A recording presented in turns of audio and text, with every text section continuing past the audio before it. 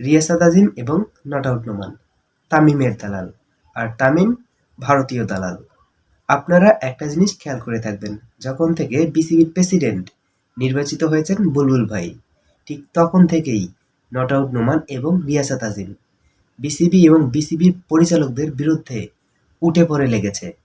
কারণ ওনাদের পছন্দ মতো তামিম ইকবলকে বিসিবির প্রেসিডেন্ট বানানো হয়নি। এই ব্যাপারটাকে তারা নিতে পারে নাই। বাংলাদেশ ক্রিকেট বোর্ড বিসিবির প্রেসিডেন্ট বুলবুল ভাই, তিনি বিদেশে পালিয়ে গেছেন, তিনি অস্ট্রেলিয়ায় চলে গেছেন, তিনি আর দেশে ফিরবেন না, এমন একটি খবর রিয়াসাত আজিম এবং নট আউট নোমান চোখে চোখ রেখে আমাদেরকে চ্যালেঞ্জ দিয়ে বলেছে।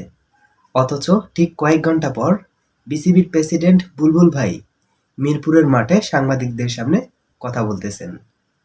তাহলে চিন্তা করে দেখেন ওনারা কোন লেভেলে চলে গেছেন।